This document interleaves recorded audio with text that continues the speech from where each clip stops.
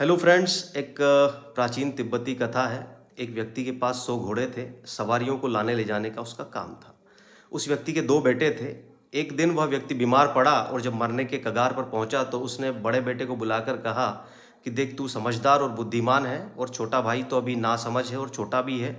तो एक काम करना, इन घोड़ों का बंटवारा जैसा तू चाहे वैसे कर लेना। बड़े भाई ने 99 घोड़े अपने पास रखे और एक घोड़ा छोटे भाई को देते हुए कहा कि पिताजी ये कहकर गए हैं कि मैं बुद्धिमान हूँ, इसलिए 99 घोड़े मैं संभालूंगा और एक घोड़ा तू संभाल। छोटे भाई ने ये खुशी खुशी स्वीकार कर लिया।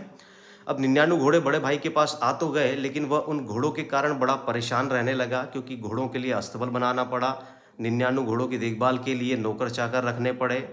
कहीं कोई घोड़ा बीमार हो जाता, कभी कोई घोड़ा खो जाता, कभी कोई नौकर जब उस घोड़े को लेके जाता तो शाम तक नहीं आता। इस कारण वह बड़ा परेशान रहने लगा।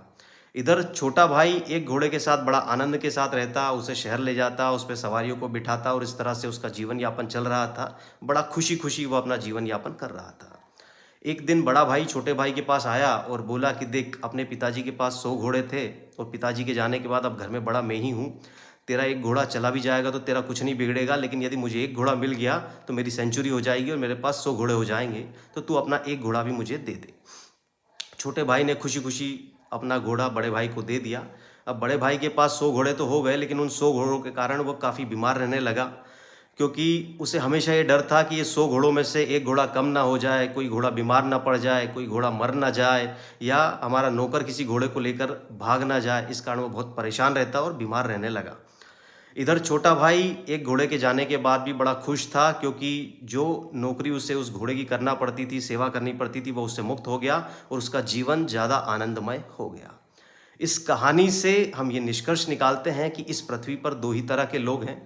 पहले वो जो वस्तुओं पे इतना ज़्यादा भरोसा करते हैं कि उन्हीं वस्तुओं के कारण परेशान हो जाते हैं, इस कारण इस धरती पर दुख बहुत ज़्यादा है। और दूसरी तरह के वे लोग होते हैं जो अपने आप पे इतना भरोसा करते हैं कि वस्तुएं उन्हें परेशान नहीं कर पाती, लेकिन इस तरह के लोगों की संख्या काफ़ी कम है, इसीलिए पृथ्वी पर आनंद कम और दुख ज़्यादा है।